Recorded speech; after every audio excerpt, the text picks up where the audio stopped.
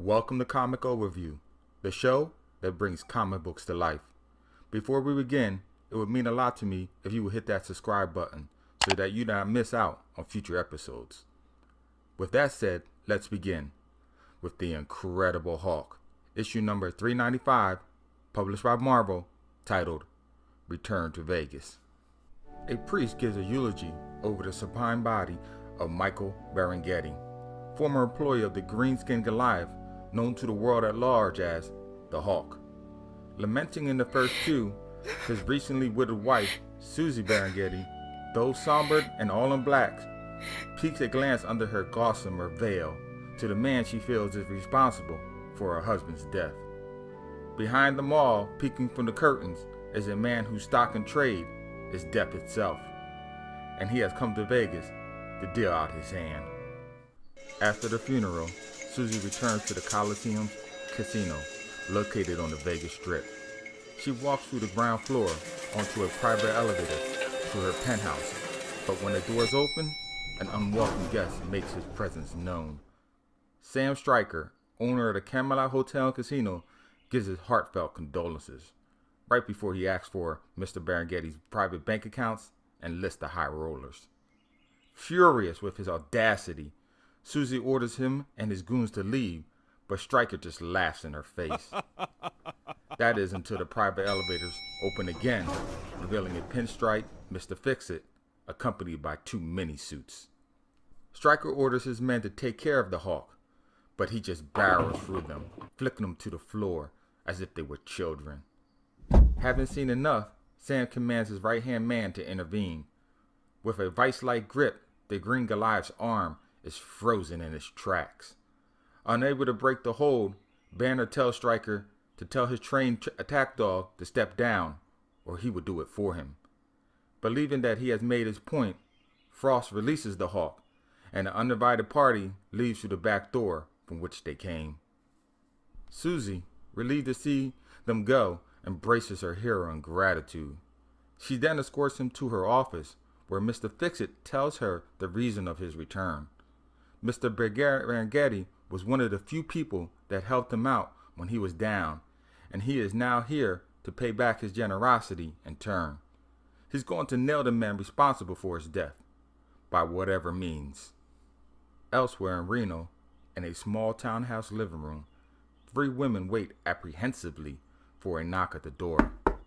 When Rick Jones arrives, he is dubious to the intentions of Jacqueline Shore, the woman who claims to be his long-lost mother. She, understanding his doubts, pulls out paperwork as evidence to the authenticity of her claim.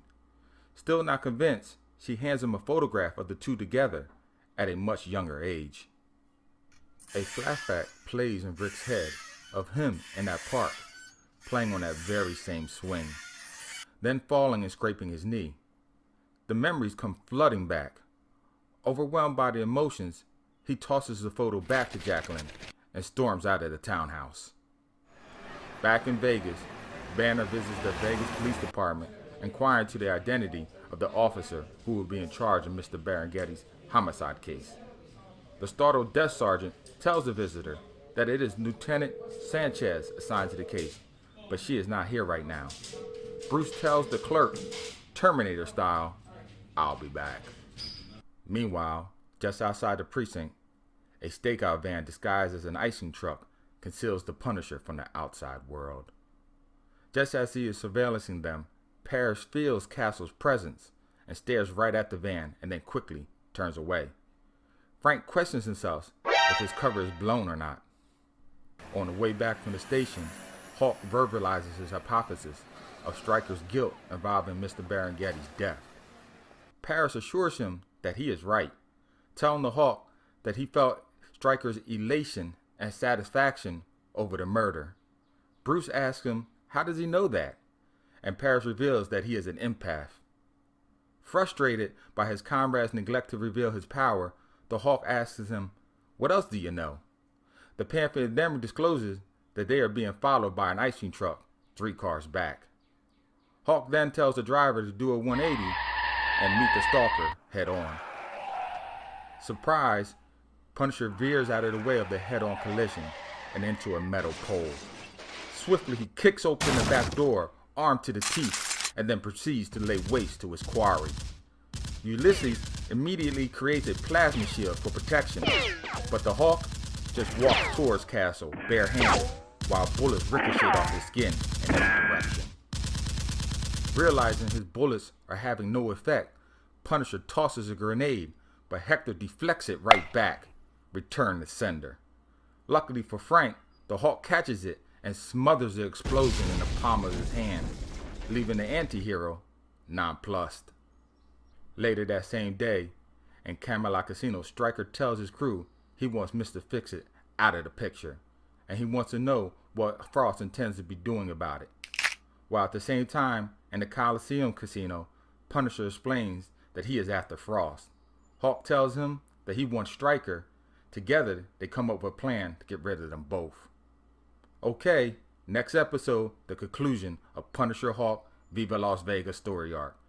Please subscribe, like, and hit that bell icon so you'll be notified when the next video drops. Till then, keep reading.